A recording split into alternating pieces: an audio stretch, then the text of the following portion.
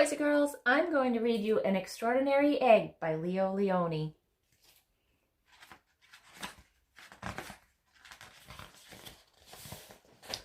On Pebble Island there lived 3 frogs, Marilyn, August, and one who was always somewhere else. That one's name was Jessica. Jessica was full of wonder. She would go on long walks way to the other side of Pebble Island and return at the end of the day shouting, "Look what I found!" And even if it was nothing but an extraordinary little pebble, she would say, "Isn't it extraordinary?" But Marilyn and August were never impressed.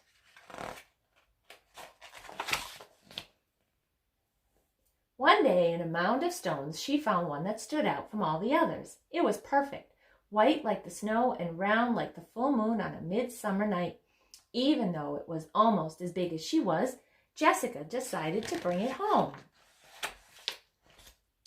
"I wonder what Marilyn and August will say when they see this," she thought as she rolled the beautiful stone to the small inlet where the 3 of them lived.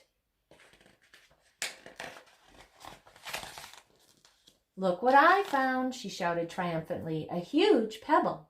This time Marilyn and August were truly astonished. "That is not a pebble," said Marilyn, who knew everything about everything. "It is an egg, a chicken egg." "A chicken egg? How do you know it's a chicken egg?" asked Jessica, who had never even heard of chickens.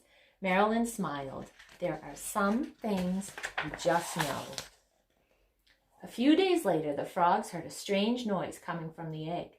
They watched in amazement as the egg cracked, and out crawled a long, scaly creature that walked on 4 legs.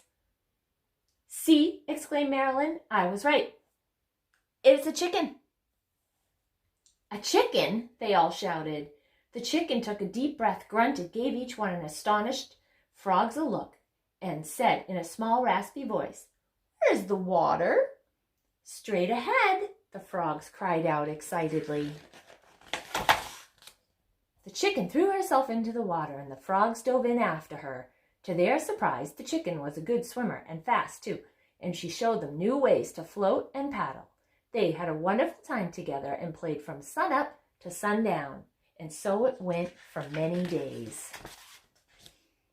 Then, one day, Jessica was somewhere else. August and Marilyn saw a commotion in the water below them. Someone was in trouble. Quickly, the chicken dove into the dark pool. August and Marilyn were frightened. After a few long moments, the chicken reappeared, carrying Jessica. "I'm all right," she called. "I got tangled in the weeds, but the chicken saved me." I don't think they know it's not a chicken. From that day on, Jessica and her rescuer were inseparable friends. Wherever Jessica went, the chicken went too. They traveled all over the island. They went to Jessica's secret thinking place and to the Great Pebble Monument. One day they went to a place where Jessica had never been before. A red and blue bird flew down from a tree. "Oh, there you are," it exclaimed when it saw the chicken. "Your mother has been looking all over for you. Come and I'll take you to her." They followed the bird for a very long time. They walked and they walked. They walked under the warm sun and the cool moon, and then they came upon the most extraordinary creature they had ever seen. It was asleep. But when it heard the little chicken shout, "Mother!" it slowly opened one eye, smiled an enormous smile, and in a voice as gentle as the whispering grass said, "Come here, my sweet little alligator." And the little chicken climbed happily onto her mother's nose. "Now it's time for me to go," said Jessica. "I'll miss you very much, little chicken. Come visit us soon, and bring your mother too."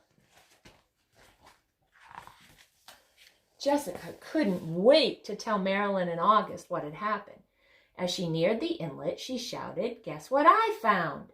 And she told them all about it. "And do you know what the mother chicken said to her baby?" Jessica asked. "She called her my sweet little alligator." "Alligator?" said Marilyn. "What a silly thing to say." and the 3 frogs couldn't stop laughing. And that's the end.